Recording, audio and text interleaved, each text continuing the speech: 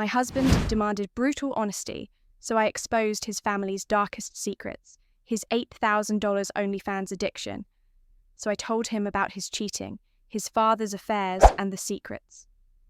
My husband once told me that honesty is the highest form of love. He said it with the kind of solemnity usually reserved for priests at confession, his fork suspended mid-air like he was about to bless our dinner with revelation. That was the night Matthew decided our marriage was lacking truth. Not just ordinary truth, the kind that slips into daily conversations, but brutal, radical honesty, unfiltered and raw. He'd discovered some podcast hosted by a smug-voiced therapist preaching emotional transparency, and within hours it became his new religion. He listened to it while shaving, while driving, while folding laundry. The words soaked into him like scripture. "We need to stop protecting each other with lies," he declared, stabbing a piece of chicken as if it were hypocrisy itself. "Real couples, mature couples, bear everything. No masks, no illusions." I reminded him gently, almost pleadingly, that we were honest about the things that mattered. Finances, fidelity, children, grief. Did every thought, every petty irritation, every sharp-edged memory need to be dragged into the light? I'd learned long ago that silence was the fragile glue holding us together. But Matthew, puffed up on self-righteous zeal, accused me of coddling him. "That's toxic positivity," he snapped, eyes blazing. "You care more about comfort than connection." I wanted to laugh at the absurdity. Matthew, who sulked for a week when a waiter mispronounced his name, now fancied himself the high priest of ruthless candor. I warned him that his skin wasn't as thick as he imagined. He recoiled like I'd struck him. "So now I'm fragile? Infantilized? You're already hiding things, aren't you? That's why you resist this." And from that moment, my life turned into a 3-day siege. He cornered me in the hallway with questions about why I folded his shirts the wrong way. He followed me through the house with podcasts blaring at full volume, trailing me like a missionary desperate to save a sinner. 5 books on honesty arrived in brown cardboard boxes, their spines cracked open at chapters he wanted me to reflect on. He even woke me one night at midnight, shaking my shoulder to demand why my resistance to transparency was a red flag for our future. Something inside me snapped. "Fine," I hissed, sitting up in bed, my pulse pounding. "You want brutal honesty? You'll have it." His face lit up with childish glee, as though I had agreed to Disneyland. He clapped his hands. Actually, clapped, and whispered, "This will revolutionize our marriage. You'll see. We'll finally be close." The next morning, while spreading butter over toast, he asked why I'd been quiet at his parents' anniversary dinner. My knife paused mid-slice. The moment had arrived. "Because your mother spent the night comparing me to your ex-girlfriend, the brilliant surgeon. She doesn't realize you cheated your way through medical school exams for her. She wouldn't have graduated without your creative assistance." Matthew's jaw slackened, color draining from his face. "That was unnecessarily cruel," he muttered. I smiled sweetly. "No, darling, that's honesty." I didn't stop there. "Also, your father spent half the evening groping the waitress under the tablecloth while everyone pretended not to notice. But that's what your family does with inconvenient truths. Pretend." He sputtered, searching for a rebuttal, but I pressed on. "Your brother confessed last Christmas that your parents only support your business ventures because they're terrified you'll collapse again, like when you abandoned law school." That afternoon, his co-worker William came over to watch the game. Matthew, foolishly proud, announced our new Radical Honesty Pact, as if unveiling some noble innovation. William smiled politely, sipping his beer. "You should know the truth, William," I said, setting down a plate of snacks. "Matthew only invites you over because you're too polite to refuse. He finds you dull, but you bring good beer and leave quickly, which makes you the least exhausting option." William stared, throat working, his glass frozen midair. Matthew's laughter rang hollow, brittle as glass.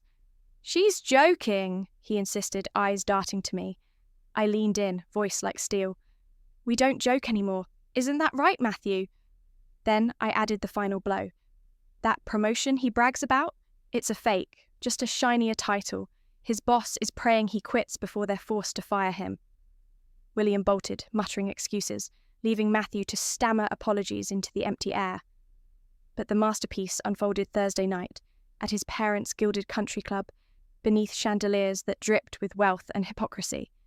His father launched into his usual speech about building everything from nothing, about family values carved in stone. I lifted my knife, slicing into my steak, and spoke calmly, as though discussing the weather. Interesting, you mention values, considering Matthew spent $8,000 on OnlyFans last year. He hid it as business expenses. The table fell silent. His mother's wine glass shattered against the marble floor. His father's face blazed crimson. Matthew's shoe connected with my shin under the table, desperate, panicked. I continued, unflinching. He told me it was research for his podcast. Truth is, he was infatuated with a creator named Anthony. He bought her entire Amazon wish list, lingerie, electronics, a hot tub cover, all of it. He believed she loved him back. Gasps rippled around us. His mother clutched her pearls, wheezing. Other diners turned to stare. Matthew's lips moved soundlessly, a man drowning in the ocean of his own ideology. And for the first time in years, I felt free. By Friday, Matthew finally cracked. His once zealous crusade for radical honesty collapsed into a whimper. He sat slumped on the couch, eyes red-rimmed, begging me to stop. "You've twisted it," he insisted, voice breaking. "You're being cruel, not constructive." I leaned against the doorway, arms folded. "No, Matthew, you wanted brutal honesty, but only if it stroked your ego. You thought I'd tell you you're secretly brilliant, a misunderstood genius. But here's the truth. People put up with you because your parents' money cushions every failure. Without that, you'd be forgotten." His face crumpled. Tears streamed down, his chest shuddering. "You're destroying me on purpose," he whispered. "Something sacred, something beautiful. You turned into a weapon." I crossed the room, sat beside him, and took his trembling hand. My voice was soft, almost tender. "Then, let's start with real honesty, Matthew." I lifted my phone and showed him the glowing screen. A photo of his father's 23-year-old mistress, posted just hours ago, beaming beside him as they browsed cribs at Bye Bye Baby in Miami. His reaction was primal. He snatched the phone so quickly my fingers burned where it left my grasp. His thumbs, slick with sweat, stumbled over the keyboard, trying desperately to compose a lie for his mother. "Traffic on I-95, he muttered, hitting the wrong keys, backspacing, correcting. Tears splattered the glass screen, smearing across his words. He typed and deleted, until finally the message limped its way into the void. Seconds later, her reply buzzed through. Why isn't he answering his own phone then? Matthew turned to me, his eyes wild, pleading.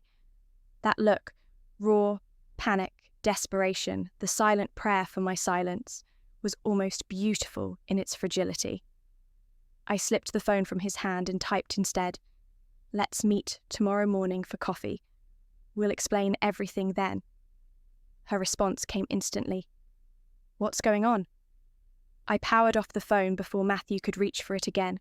That night became a blur of pacing, shouting, and jagged silence. Matthew stormed around the living room like a caged animal, one moment accusing me of plotting this betrayal from the beginning, the next sinking into panic attacks that left him gasping. A coffee mug flew from his hand and shattered against the wall, porcelain shards scattering like shrapnel. "This isn't what I meant," he screamed. "You know it! You've twisted everything!" I stayed on the couch, calm, almost serene, watching him unravel. "You asked for the truth. I gave it to you." Around 2 a.m, I heard his muffled voice through the thin walls of the guest room. He was on the phone with his brother, his tone ragged, warning him of the storm about to break.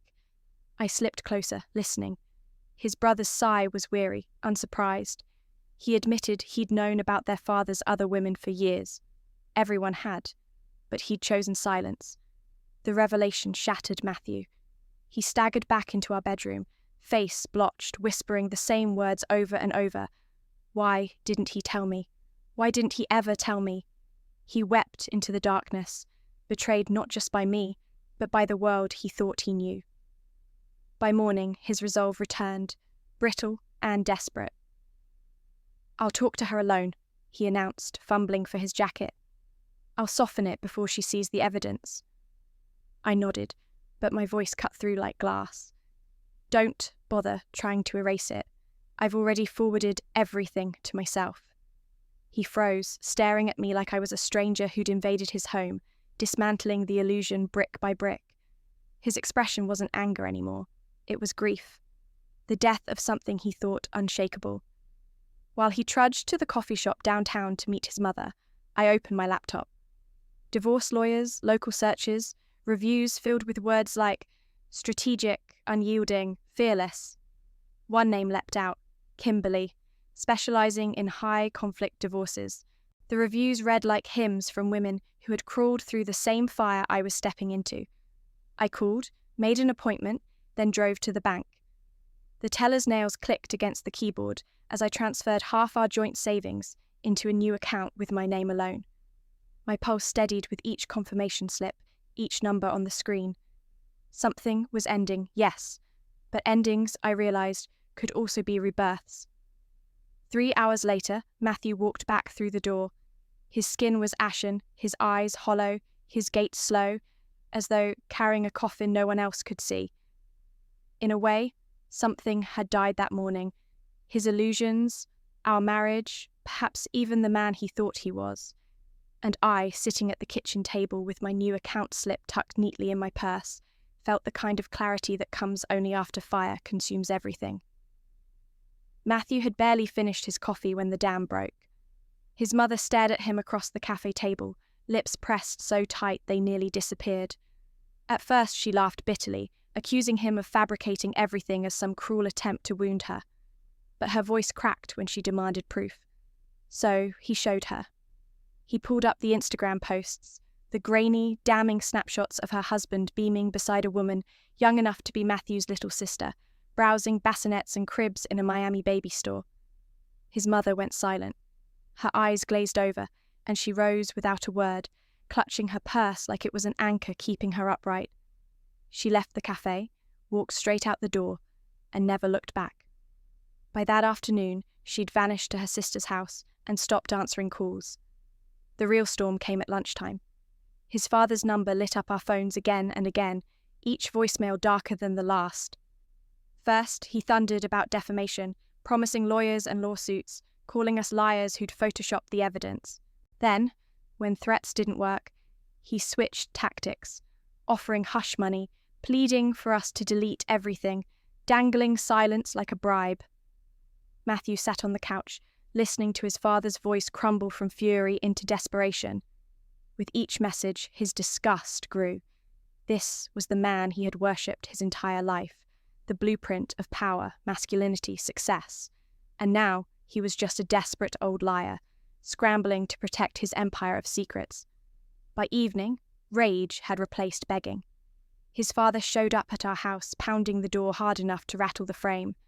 Matthew blocked him on the porch, the two of them screaming into the twilight.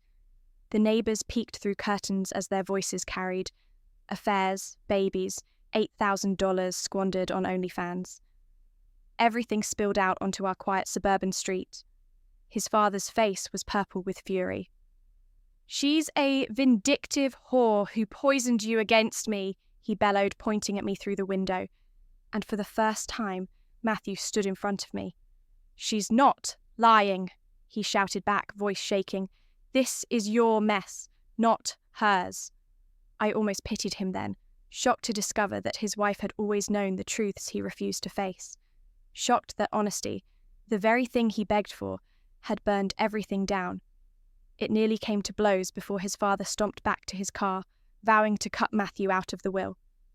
Tires screeched as he sped off, his legacy collapsing in the rearview mirror. That night, I booked us an emergency session with a therapist named Emily. Matthew agreed, though not out of hope, only out of desperation for someone, anyone, to tell him how to fix this disaster and salvage what was left. For me, therapy wasn't about repair. I needed to understand why I had stayed silent so long, swallowing truths until they soured into poison.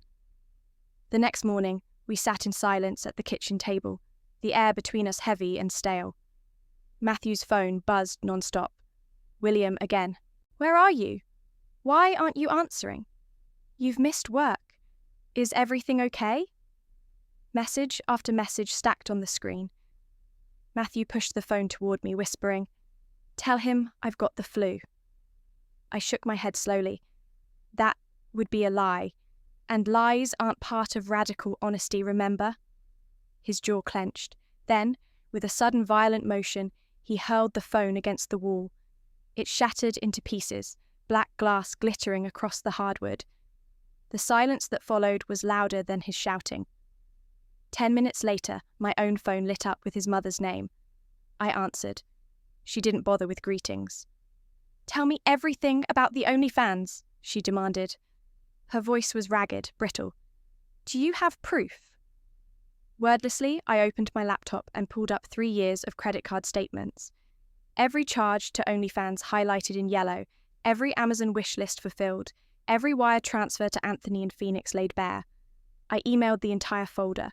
Statements, screenshots, transactions Matthew had tried to disguise as business expenses. Her silence on the other end was deafening. Then she hung up. No goodbye. Just the severing of a thread that had held their family together. 3 days later, Matthew and I sat in Emily's waiting room, surrounded by vanilla-scented candles and humming white noise machines that were supposed to soothe but only made my nerves sharper. When we finally sat down, Matthew took the stage.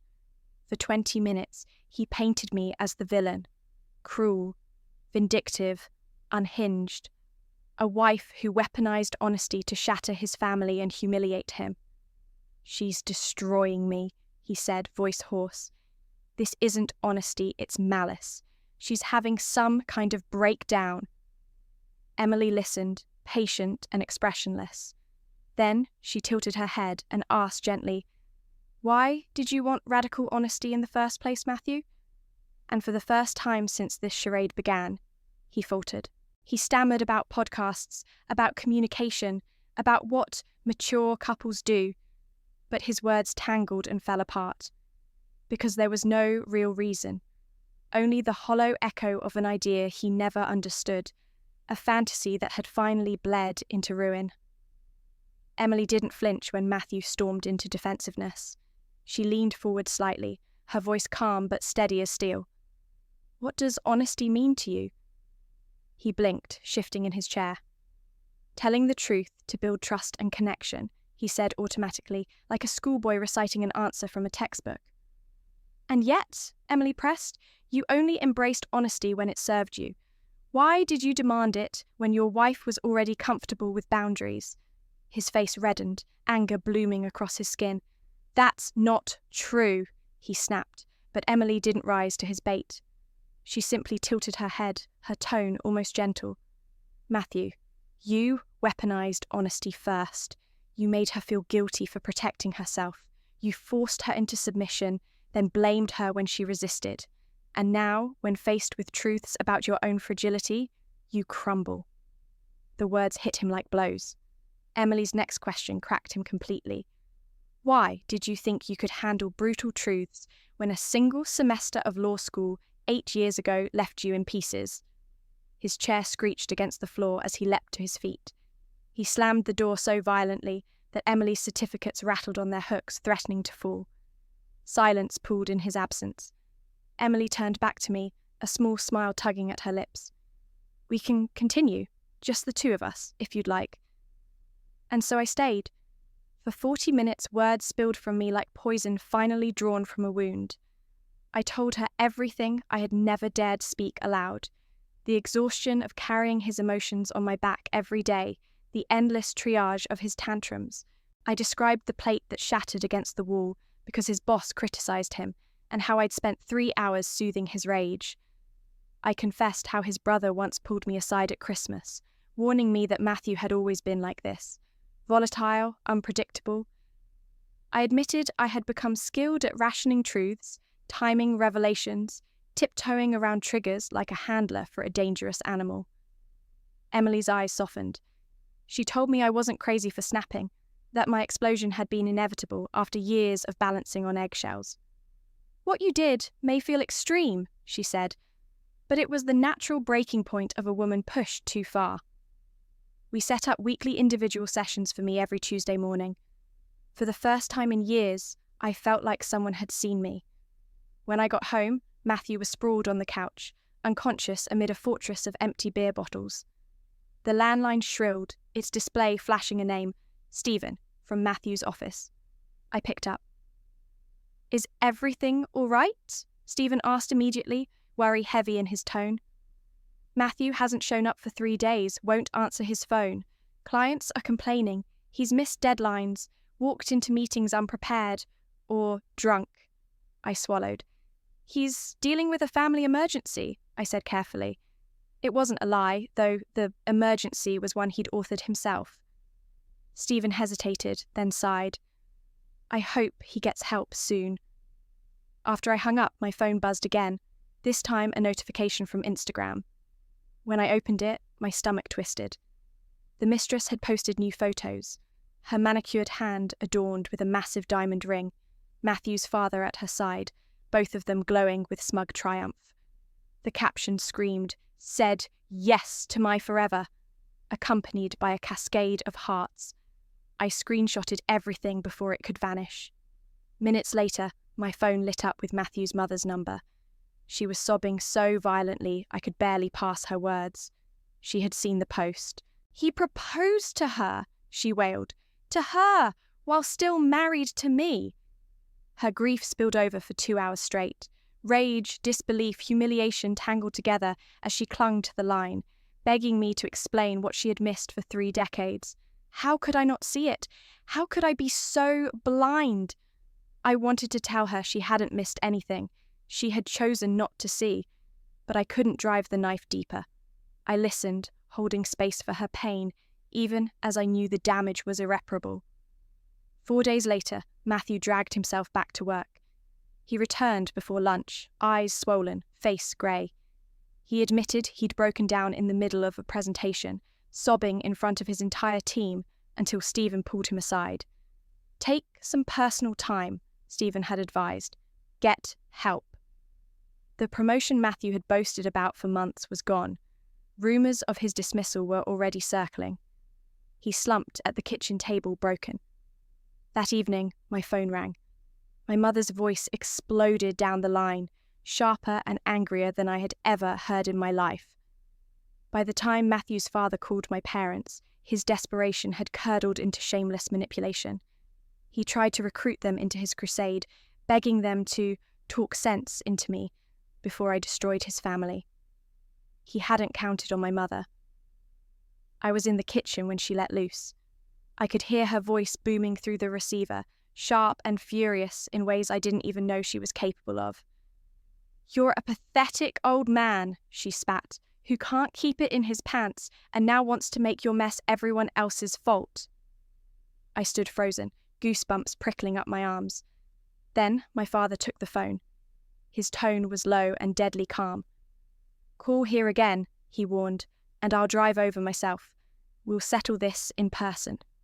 I had never felt prouder of them. For once, I wasn't alone. The next morning, Matthew barged into the bedroom, clutching Kimberly's business card, the divorce lawyer's, he'd found in my purse. His face was purple with rage, veins throbbing at his temples. "You planned this," he shouted, trembling. "You've been plotting to ruin me, to take everything." I plucked the card from his hand and slipped it into my pocket. He followed me into the kitchen, circling me like a vulture, hurling accusations of betrayal. His voice cracked, a blend of fury and panic. Before I could answer, the doorbell rang. His brother stood there, face drawn, clearly summoned by their mother's sobbing phone call. Matthew immediately launched into another tirade about me, destroying the family, but his brother only sighed, shaking his head. "This isn't new," he said quietly. "Dad's been doing this for years." We sat down for dinner as he recounted 3 other women their father had kept over the years. Every time their mother found out, every time she stayed, and every time their father smoothed it over with jewelry, vacations, expensive cars. Matthew sat with his mouth hanging open, staring at his brother as if hearing a foreign language, while I watched the illusions drain out of him like sand from a broken hourglass. The following morning, I returned to Emily's office alone. I talked for an hour about the patterns I had finally begun to see, how my life had been one long apprenticeship in managing volatile people. From childhood to marriage, I had learned to tiptoe, to soothe, to silence myself. His demand for honesty wasn't about intimacy, Emily said softly. It was another form of control, another leash. Her words landed heavy, like stones sinking in deep water. When she asked me to think about patterns, the realization was like cold air in my lungs. I had been doing this my entire life, quieting myself to keep the peace, swallowing words to avoid wars. By the time I left her office, I felt lighter than I had in years, as if someone had finally granted me permission to stop being the world's emotional janitor. 2 days later, the credit card company called. Suspicious activity, $1,000 plane ticket to Phoenix. I didn't need to guess who it was for. "Freeze it," I said immediately. Anthony's claws had reached too far already. When Matthew's card was declined at lunch, he came home screaming. "You're financially abusing me," he raged. "You're controlling me with money." I held up my phone, showing him the attempted charge. The truth silenced him. For a moment. Then came the excuses. "She's just a friend. She needed help." That afternoon, his mother called, voice shaky but resolute. "Come with me," she asked. "I have to confront him. I can't do it alone." We drove downtown in silence, entered the sleek glass lobby of his father's office, and froze. A young blonde woman sat in the waiting room, her hand resting protectively over her very pregnant belly. His mother went rigid, then straightened her shoulders and marched to the receptionist. Her voice was icy. "Tell him my lawyer will be in touch." And with that, she turned on her heel, head high, and walked out. The girl looked up, confused, asking who we were, but we didn't answer. We left her sitting there, belly swollen, bewildered. That night, Matthew broke completely. He begged me to try couples therapy, swearing he'd do anything, say anything, change everything. His words poured out like desperate prayers. "Please, I'll fix this. I'll do whatever it takes." I listened, but my voice was steady when I answered. "I'll only go if you start individual therapy for your sex addiction." His expression twisted, wounded pride flaring into denial. "I don't have an addiction. I just like adult content. That's all." And that was when I knew.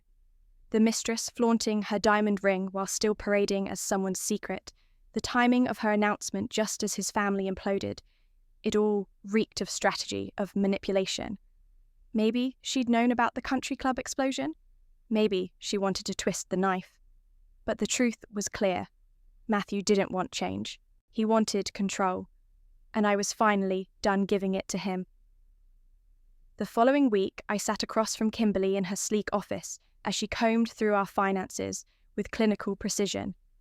Her pen tapped against the paper every time she uncovered something damning. It didn't take long.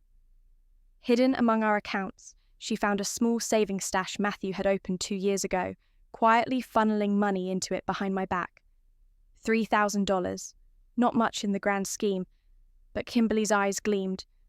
"Proof of financial deception," she said. "Judges love that." Then came the withdrawals. Large amounts of cash, drained right before Matthew's so-called business trips. Trips that, looking back, had been little more than excuses to disappear into indulgence. My stomach clenched at the realization. The lies had been layered far deeper than I'd ever admitted to myself. On Tuesday afternoon, William showed up to check on him. He found Matthew sprawled on the couch, surrounded by empty bottles, drunk by 2 o'clock in the afternoon. When I walked in from work, William was hovering over him, trying to coax water into his hands, pleading with him to eat something. Matthew slurred, "Everyone's abandoned me," before drifting into incoherence. In the kitchen, William pulled me aside, his face grave.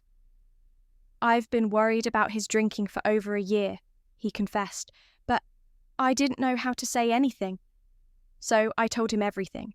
The OnlyFans obsession, the family collapse, the pending divorce. After all, Matthew had insisted on radical honesty. William nodded quietly, the weight of understanding settling in.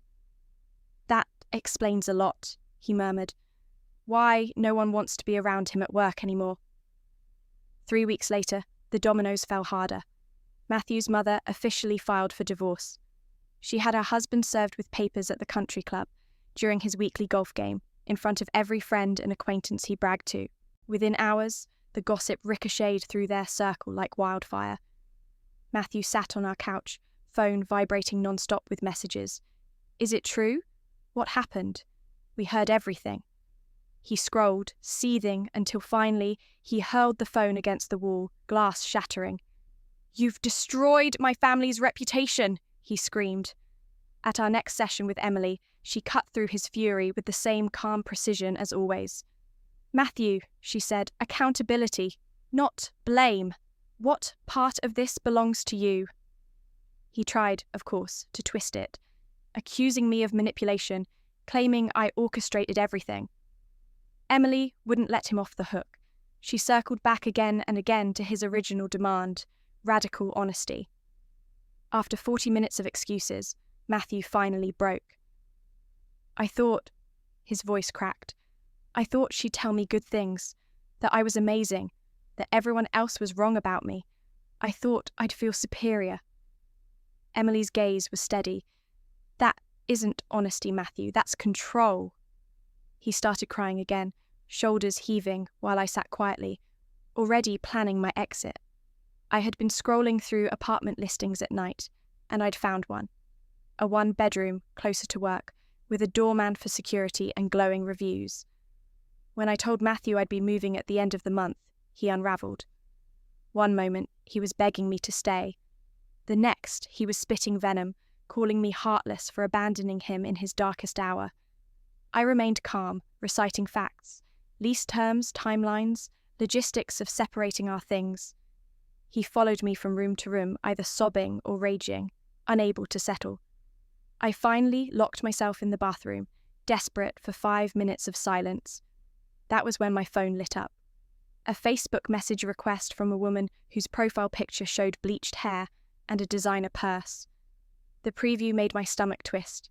"I'm his father's mistress, and you need to know my side." I opened it. 3 paragraphs poured out. She wasn't the only one. There were at least 2 other women, both pregnant. She wanted to make sure his wife knew everything before the lawyers tore it apart. I didn't reply. I took screenshots, sent them to his mother's lawyer, then deleted and blocked her profile. Some truths I didn't need to handle personally anymore. Outside the bathroom, Matthew's footsteps paced. "Are you okay in there?" he called, voice wobbling. His phone rang before I could answer. Stephen's name lit the screen. Matthew's voice changed instantly, sliding into professional tones. But through the door, I heard it falter. Excuses spilled. Stephen's voice rose, sharper, angrier, the sound of reality closing in. I couldn't hear every word Stephen said through the door, but Matthew's replies told the story, stammering, pleading, promising he'd get back on track.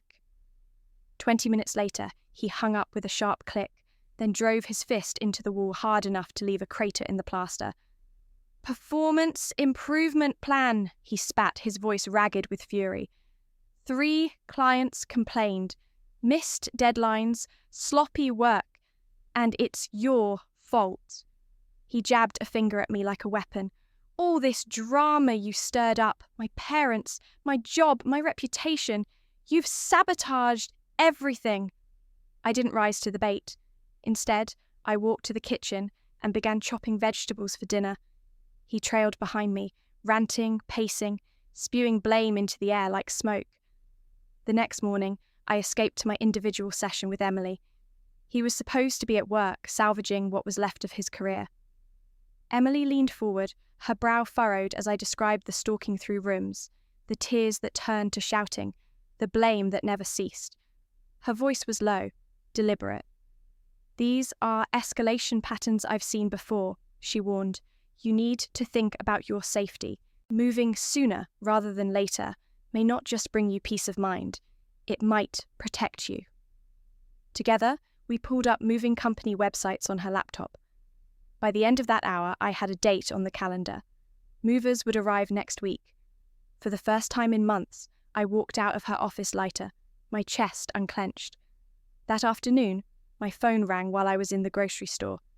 It was Matthew's mother, but her voice, calm, steady, stripped of pretense, was unlike anything I'd heard from her before.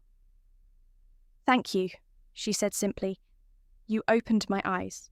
I wasted 30 years pretending, swallowing my doubts, but I always knew something was wrong. Watching you stand up, refuse to play along, it gave me permission. For the first time in decades, I can breathe." She told me she had found her own therapist. She told me she was done carrying her husband's image like a shield. And for nearly an hour, I sat in my car, listening, realizing that for the first time we were speaking as friends, not as strained relatives bound by obligation. 2 days later, Matthew stumbled into the living room clutching his phone. His hands shook as he thrust the screen toward me. It was a message from Anthony. "I'm pregnant. I need support for the baby." His eyes shone with something like triumph, as though this proved me wrong. "See?" he blurted. "You were exaggerating. She's real. She needs me." I glanced at the message, then at the attached ultrasound photo, one I recognized instantly from Google Images. My lips curled into something that wasn't quite a smile. "Honesty," I said softly, "means admitting when you've been scammed." His face flared crimson. He snatched the phone away, blocking her account in silence, muttering about how genuine she'd seemed, how real her words had felt. Our next couples therapy session was meant to be about communication strategies. Instead, Matthew used the 50 minutes as a courtroom. He leaned forward, venom in his tone, listing every sin he believed I'd committed. Manipulative, vindictive, cruel. He recited a timeline of insults, of secrets revealed, of bridges burned. Each detail rolled off his tongue like evidence for a jury that wasn't there. Emily let him go on for 20 minutes, her face unreadable before raising her hand. The silence she created was more powerful than any interruption. "Matthew," she said evenly, "can you name one time, just one, in all of this, where you took responsibility for your own choices? One moment when you acknowledged your role in the problems you're facing?" He opened his mouth. No words came. A full minute of silence stretched between us, heavy, suffocating. Then he tried to deflect, reaching for excuses, but Emily's voice cut through each attempt, bringing him back to the same question. And still, he couldn't answer. The next session ended the way too many had. Matthew storming out, the door rattling in his wake. Emily scheduled me for an individual slot the next morning, her eyes heavy with concern. By then, the lease was signed, my own place at last. A 1-bedroom, 20 minutes away, with solid locks, a responsive landlord, and a doorman who didn't flinch at tenants needing safety. While Matthew slogged through his performance improvement plan at work, I began to pack in secret, slipping boxes into the garage. I was wrapping plates in newspaper when I heard the rumble of his car, 3 hours earlier than expected. He walked in, his gaze immediately snagging on the boxes. His face collapsed, not into rage, but into something almost childish, the devastation of a boy losing his favorite toy. He trailed me from room to room, his voice breaking. "Please, don't leave. I can't handle losing you too. I'll change. We can fix this." I didn't stop packing. He grabbed for boxes, pulling at my hands, but I slipped past him, tape gun in hand, unshaken. In desperation, he called his brother, choking out his panic through sobs. An hour later, his brother arrived in a pickup truck.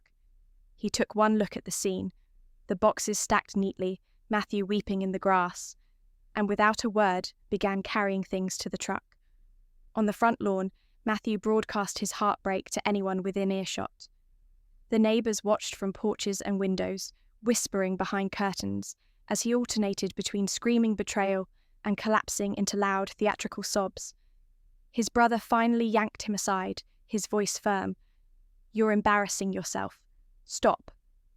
By the time the last box was loaded, his brother turned to me, voice low. "I'm sorry. You deserved better from all of us." Then, after a pause, "I knew Matthew was difficult, but I didn't realize how bad it had become until now." Days later, the local news broke a story. A prominent businessman with assets frozen amid multiple paternity claims. They didn't need to name him. Everyone in town knew. Matthew's mother texted me a single laughing emoji, the first genuine joy I had seen from her in years.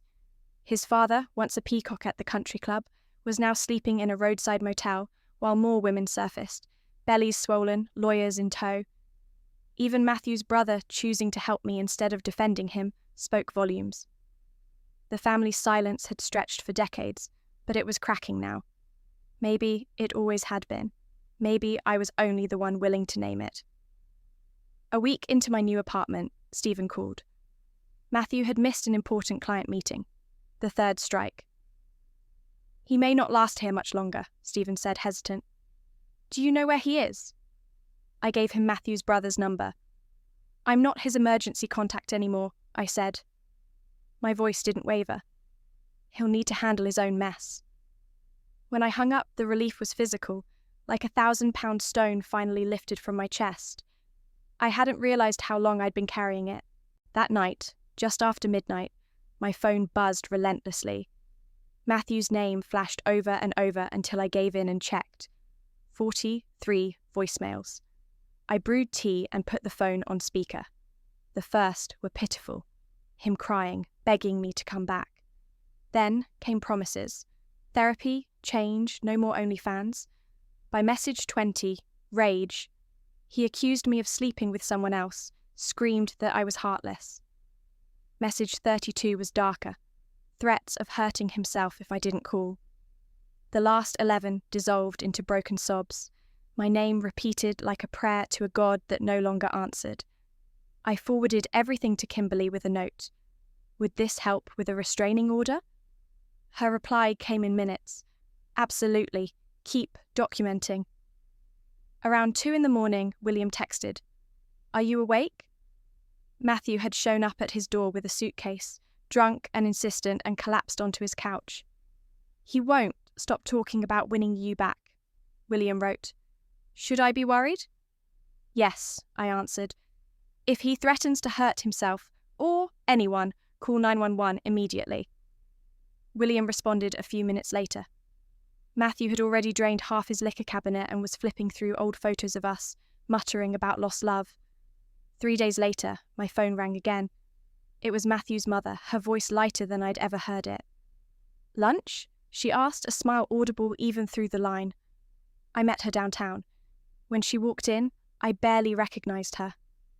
That session ended the way too many had. Matthew storming out, slamming the door like a petulant child. Emily, calm as ever, quietly booked me for the next morning. By then, the decision had already been made. I'd signed the lease on my new place.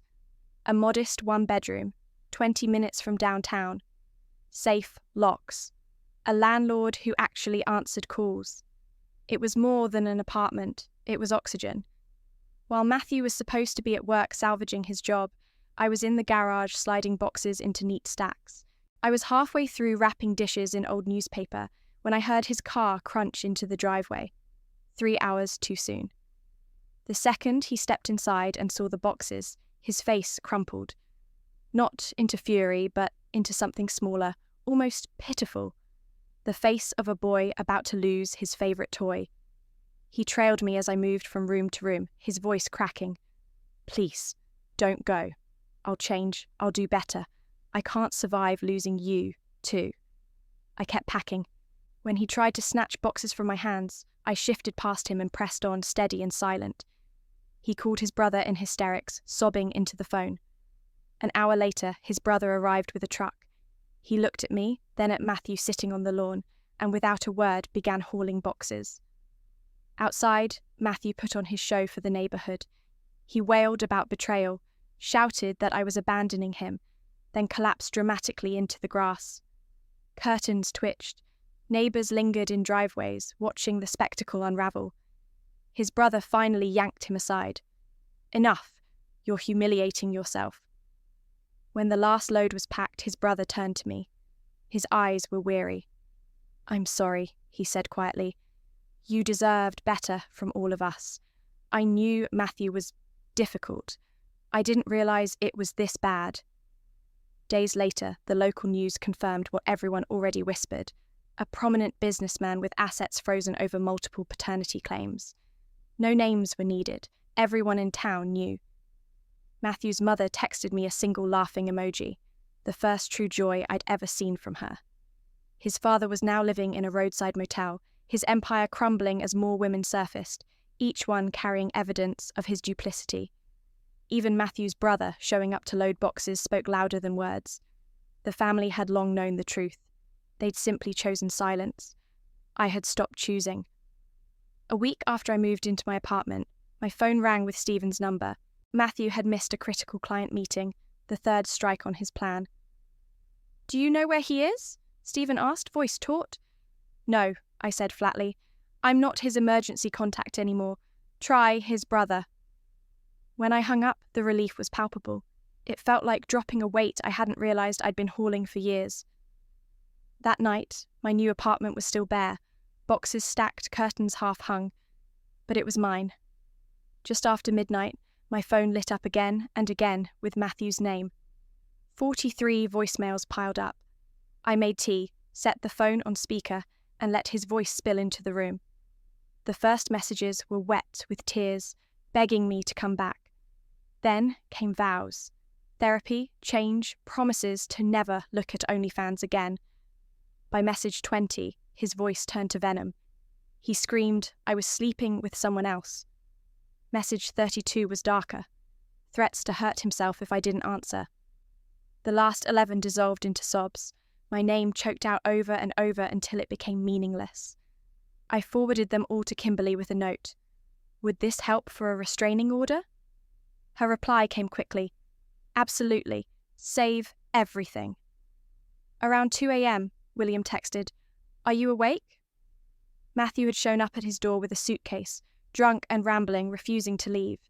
He was sprawled on William's couch, clutching old photos of us, muttering about second chances. "Should I be worried?" William asked. "Yes," I typed back.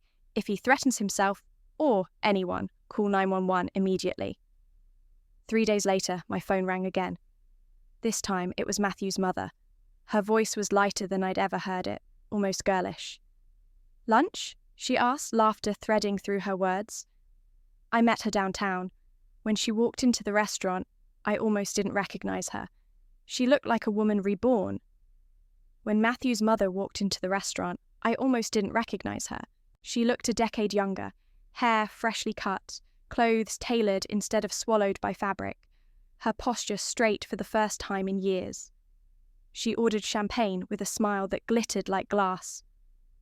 "I filed the papers this morning," she said, raising her glass. "Half of everything. Alimony too. He hid money and now the court knows. I'll get my share." Her eyes danced. "I've started salsa lessons, and I booked a trip to Greece with my sister." We toasted. For the first time, radical honesty had accomplished something good. She thanked me for opening her eyes to the hollowed-out life she'd been enduring. That afternoon, in Emily's office, guilt finally cracked me. I sobbed into tissues, words tumbling. I destroyed a family just to prove a point. Emily's voice was steady, the calm eye in my storm. "No," she said. "You spoke truths that already existed. The affairs were happening before you said a word. The money was being wasted before you ever pointed it out. Silence doesn't protect, it festers. Darkness only breeds rot." Her words sank deep. The rot had been there all along. I had only flicked on the light. 2 days later, Matthew's brother called me at work. His voice was tight. "He's been fired, showed up drunk, screamed at Stephen in front of clients. Security dragged him out. He's spiraling. Watch yourself. He may come to you." I thanked him, then drove straight to the hardware store. That night, I drilled deadbolts into my new apartment door, fitted locks with hands that didn't tremble, set up a camera that streamed to my phone. For 3 nights, I barely slept, my body stiff with vigilance. Then, at 3:30 a.m. on Saturday, the pounding began. Through the lens of my camera, I saw him. Matthew, swaying, slurring, fists hammering the door. His voice was raw.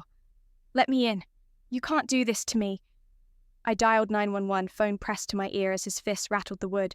"She ruined my life," he screamed when the officers arrived. "Arrest her, not me." They took him away instead, handing him the restraining order papers Kimberly had already filed earlier that week. The order was official now, 500 feet from me, my work, my peace. On Monday, Kimberly filed the divorce papers. Fault assigned to him: financial deception, addiction, threats. That night, I slept 8 uninterrupted hours. No buzzing phone, no late-night rants, no careful management of his moods. Just silence, beautiful, unbroken silence. Meanwhile, his family's implosion spread like wildfire.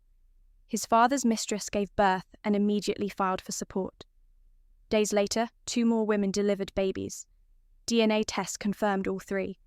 His mother sent me pictures from Italy, wine in hand, the Colosseum behind her, sunlight warming a face that looked freer than I'd ever seen. In my next session, Emily guided me into the deepest realization of all. This wasn't just about Matthew. I had been managing difficult men my whole life.